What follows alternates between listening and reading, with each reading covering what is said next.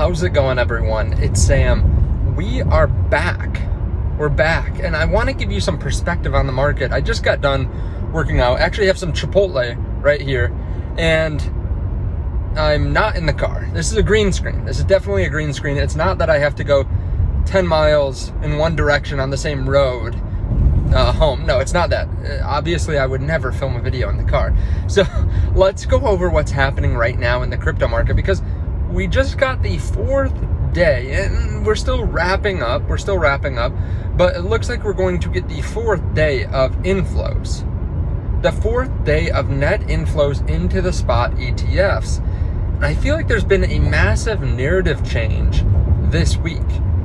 If you don't mind, hit subscribe. Turn on the bell notification underneath the video so you can see future videos just like this as soon as I make them. There are also going to be a couple links underneath the video.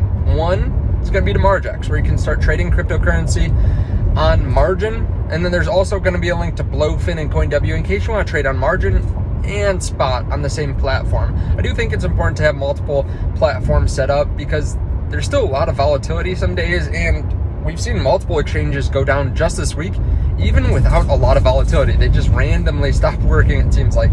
So check out those links underneath the video.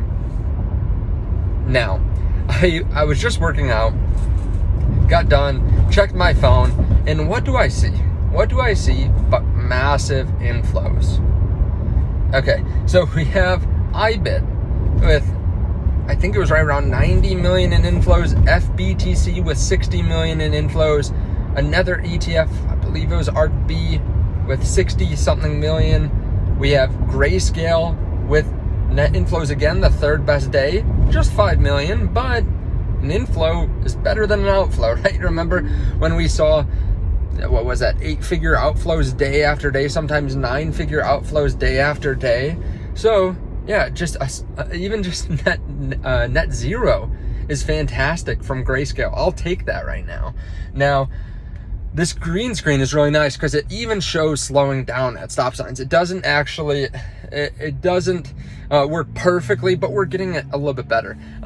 So we have inflows, and part of this I feel like is a narrative change.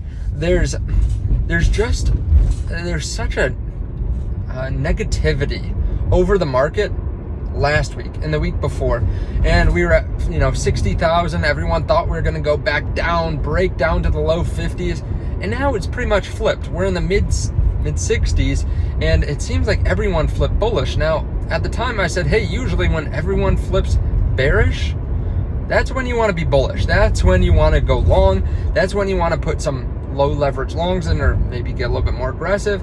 That's when you want to be looking to buy the dip. Now, what have we seen? Well, 4 days of inflows, right? I think there's been 3 days this week where Grayscale had inflows. I could be wrong. It might just be 2 now. But we also had all those 13F filings, and let's just think about it from every single level. So obviously, like, retail investors are kind of back in, right? I mean, people are talking about how retail's not back, right? We're not seeing crazy FOMO times. I think it's just that retail's gotten smarter, right? If you look at my videos, if you look at other YouTubers' videos, the views aren't the same as they were at the peak of the 2021 market, but they're not bad, right? Like, I might be getting half as many views, maybe 2/3 as many views on a normal video, but that's compared to the very peak. So honestly, a lot of retail has come back in. It just, people are a little bit smarter. If you've been through a bear market, or if you had to live through the back half of the last bull market when we started to fall down, you're probably not as aggressive, right? So I think retail is back in. I think a lot of people have been accumulating through the bear market. Now, one leg up from there, we have institutions, right? The next rung up, we have institutions that control, hedge funds. We have institutions that run portfolios, and they're buying. We've seen that from the 13F filings. There's 900 something institutions that have bought the Bitcoin ETFs. Now, that is the best performance that we've ever seen. That's 1/4. Of course, sure, some people bought the GBTC ETF before that, but the majority of these buys are from people just buying recently in the last quarter. So You have 900 institutions that have started to dollar cost average or started to buy. Now, some of them will sell, right? They make a little bit of profit, they'll sell. But that's a small amount of them compared to the people that will dollar cost average. They're building a position, right? Some of these institutions have already put in hundreds of millions or billions of dollars, and they might try to get more than that. Who's saying that every institution of the 900 built out their position, right? A lot of them probably start buying towards the end of the quarter. And the reason for that is they only had like 2.5 months to actually get this approved and start selling it or start transitioning their portfolios. Remember, it's been a month and a half since the end of the quarter. How many more institutions do you think have bought just this week? They bought this week because they found out that all their competition, they're all investing in the Bitcoin ETFs, and some of them have gotten a 50% return, right? The first couple of days out of the, when people started being able to buy the ETFs, Bitcoin was sitting at 42. Now it's at 65. That's a 50% gain right there. So the people that have bought this have one of the best performing assets of the year. Okay, so we covered retail, we covered institutions. Let's cover one up from there. Okay, we have banks. Banks are fighting right now. They're making the government vote. They want to custody Bitcoin. They're bullish on Bitcoin. They're going and producing reports. They have for years, but they want to go custody Bitcoin. Some of them are giving wild price targets. I mean, we're talking about $300,000, $500,000 price targets. Like, they are bullish, and I think it's because they realize the dollars that come with custodying Bitcoin, right? You go buy an asset, you don't have to do anything, and you hold it. You hold it and get 1%, right? Or 0.5%. You go put it in portfolios, you charge them 1% on top of the 0.5% or the 0.2% that ETFs might have. You know, there are all different ways of cutting the pie or cutting the cake, but they're going to make money. They're going to make tons of money from this. Okay, so the banks want in. We have the largest institutions like Blackrock and Fidelity getting in. We have Vanguard now firing, or their CEO retiring, right? Retiring after they said that they weren't going to offer the Bitcoin ETFs. Now they're still saying that they're not going to offer them, but they just appointed the head of ETFs at Blackrock, who was the head of ETFs at Blackrock, who helped push through the Bitcoin ETF. Okay, so we have retail, we have institutions, hedge funds that control a lot of money. We have banks. We have politicians now that are voting in favor. We have politicians voting in favor of pro-Bitcoin law, and that's because they want to get voted. They realize they want to get votes, and Bitcoiners have a lot of money. Like, people that have invested in crypto have a lot of money, and some of them are one-issue voters. They only care about Bitcoin. They want that because they realize if you separate state and money, it's a much cleaner, I'd say, more fair version of money. Okay, so you have them also getting on the right side.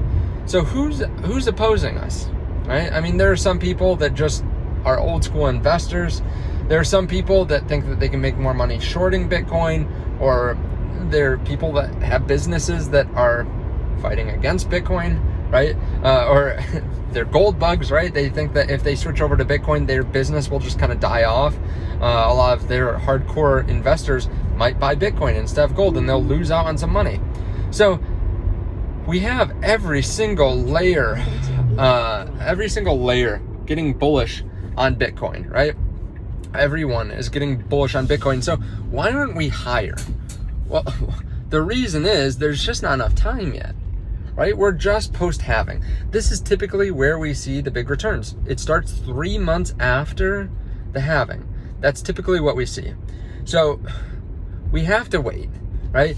Keep in mind that the Fed hasn't even flipped to more, I'd say, a better economy, or a better policy for Bitcoin, a quantitative easing economy, right?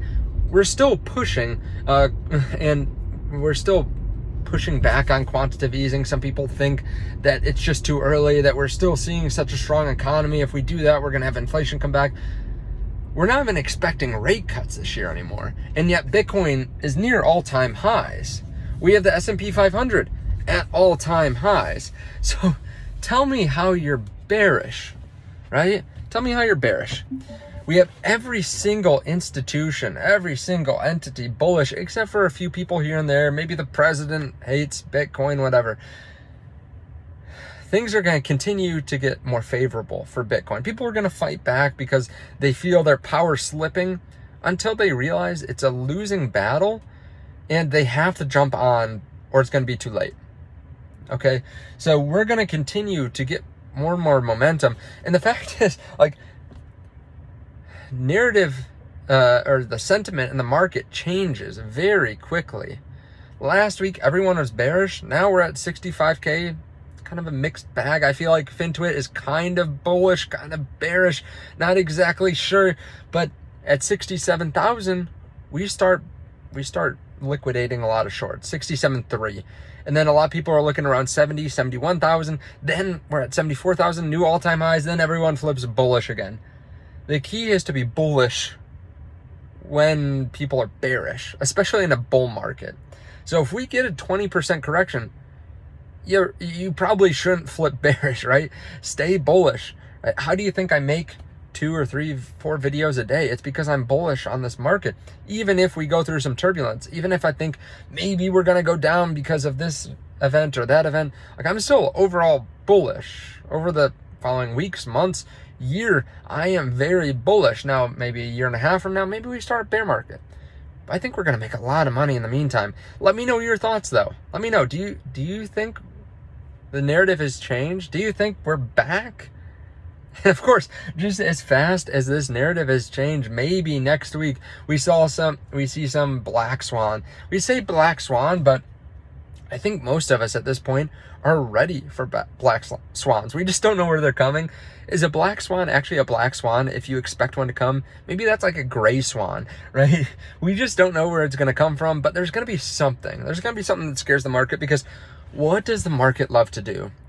It loves to jump in the opposite direction. As soon as everyone becomes bullish, we'll probably spike up, and then all of a sudden something will happen and it will crush people. We'll see a 10% correction in a few minutes. Someone will sell, and then there'll be liquidations where the government will start selling their Bitcoin. There's going to be manipulation. There's going to be people playing with longs and shorts, trying to liquidate people. But the key is to last in this market. You have to last. You cannot get too bearish in this market. That's the key. Don't sell out, in my opinion. Of course, not financial advice, but just don't get out of the market at this point. And of course, you can take profits. Taking profits, I think, is healthy, but you don't want to sell after a 20% drop because you're scared. Right? That's the last thing you want to do. Maybe in 6 months, maybe you do want to. Maybe you're thinking, okay, we're 6 months after the bull market started, or 6 months after the halving. Maybe if we haven't moved, you're like, screw this. It's not going to happen. Or maybe we've already moved up significantly and you want to sell and you've already made life-changing money. I get it. But in my opinion, at this point, I'm not getting out of this market. Now, I'm not aggressively buying now that we've moved up, right? But I did add to some long positions when we saw a dip. Actually helped some family members. I made sure that they understood what it meant to go long, and I made sure that they realized it was risky. And they said, yeah, I still want to go long. Can you help me? I said, sure. We'll go long on Solana. We'll go long on Bitcoin, right?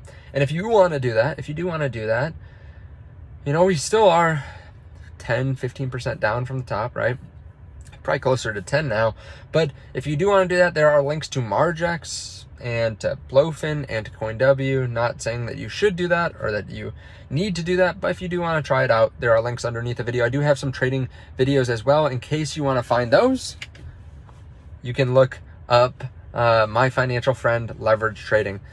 Thank you so much. I really appreciate it. I will see you all in the next video. Oh, by the way, in case you ever watch a video and I'm talking about links and then there's no description underneath the video, YouTube's been having this weird thing where it just goes and deletes everything. I reached out to them and they said, oh yeah, we know that's a problem. We're working on it. 2 days later, it's still deleting. So I'm just watching all the videos like a hawk for hours afterwards, hoping that not everything gets deleted. But you can always go find my links in prior videos as well.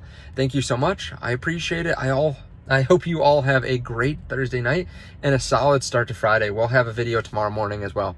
Bye.